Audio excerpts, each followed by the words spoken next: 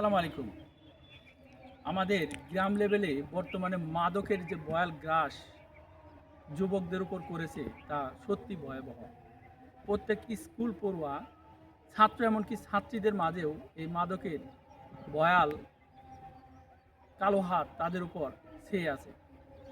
এই সমস্ত মাদক বিক্রি যারা করতেছে কিংবা যাদের ছত্রছায়ায় এই সমস্ত মাদকের কার্যক্রম চলতেছে, আমি প্রশাসনদের দৃষ্টি আকর্ষণ করব তাদেরকে দ্রুত আইনের আওতায় নিয়ে আসুন। আমরা টাঙ্গাইল জেলার উত্তর পশ্চিমের সর্বশেষ গ্রাম ভেঙ্গুলা, বেরিপোটল, শনিপাড়া নিয়ে জাওয়াল ইউনিয়ন। এই জাওয়াল ইউনিয়নের উত্তর পশ্চিমে যে গ্রামগুলো রয়েছে এখানে মাদকের বেচাকেনা খুবই মারাত্মক আকার ধারণ করেছে।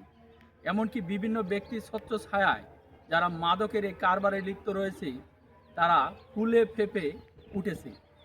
তারা একচ্ছত্র আধিপত্যের মাধ্যমে এই মাদক কেনাবেচার সাথে জড়িত রয়েছে।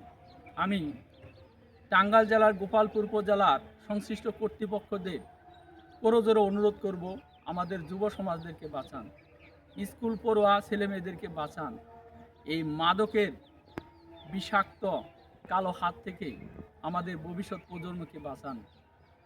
যদি এইভাবে মাদকের বয়াল গ্রাস আমাদের সমাজে ছেয়ে যায়, আমাদের ভবিষ্যৎ প্রজন্ম যারা রয়েছে তারা অন্ধকারে তলিয়ে যাবে। আমরা যারা অভিভাবক রয়েছি আমরা দিন রাত শুধুমাত্র চিন্তা করতে থাকি আমার সন্তান পড়াশোনা করুক বা না করুক, সে যেন মাদকে ডুবে না যায়।